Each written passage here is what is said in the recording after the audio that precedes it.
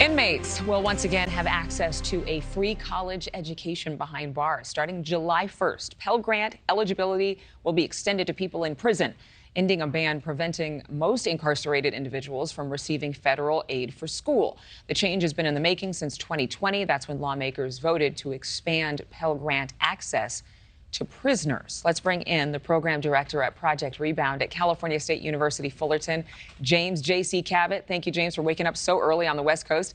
And Steinhauser Strategies founding partner, Randan Steinhauser. Thank you both for being here and for those bright smiles this morning. So let's have a good conversation. J.C., I know at one point in your life, you yourself were behind bars, but you turned your life around. You received degrees. You're a doctoral student.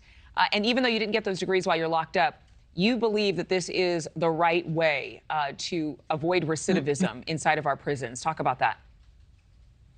Absolutely. Well, thank you for having me this morning.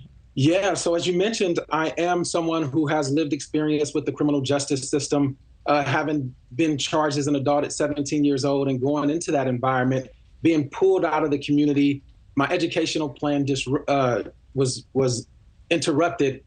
The one thing that I went back to was educating myself while I was inside. Earned a GED while I was in juvenile hall, went on to get a couple of AA degrees while I was inside. Upon my release, I knew I wanted to continue with my education, earned a bachelor's degree with honors, went on to earn my master's degree in social work. And now, as you mentioned, I'm a doctoral student working on my doctorate as a marriage and family therapist. What transformed my life was having access to education while I was incarcerated.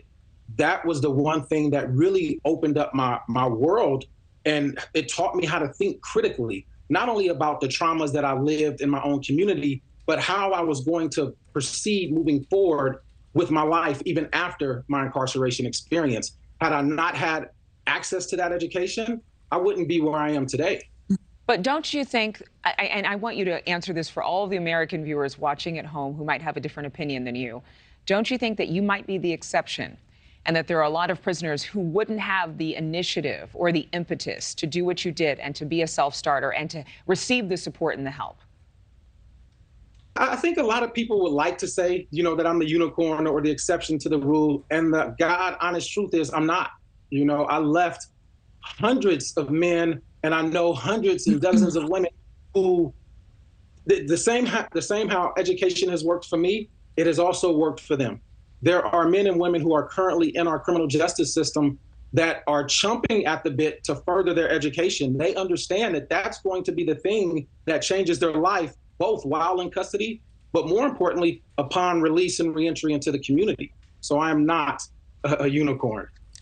Randan, I've got to bring you in here. The Vera Institute of Justice estimates around 760,000 inmates will be eligible for a free college education.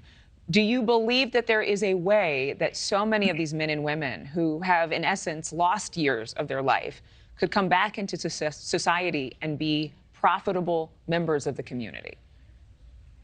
Well, first of all, I think that it must be celebrated that there are individuals who are incarcerated that have that desire to further their education, to get prepared to be a productive citizen upon reentry after their sentence is over. So I think that that should be celebrated first and foremost. I think that we all recognize education is the key to success in this country. So I commend you for your experience there.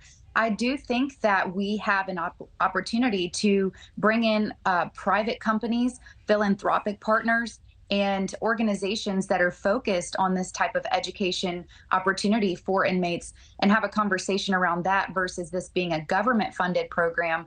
I tend to believe anytime government gets involved, the problem gets worse, quite frankly. We look at our K-12 system, and we have a school to prison pipeline for a reason. The population of inmates right now that would benefit from this type of higher education program are the same populations that are not benefiting from our broken K-12 public school system. So I think we have to have a real honest conversation about, is government getting involved in this going to help, or is it going to hurt? Thank you for watching. Go to newsnationnow.com to find NewsNation on your television provider. And don't forget to click the red subscribe button below to get more of NewsNation's fact-driven, unbiased coverage.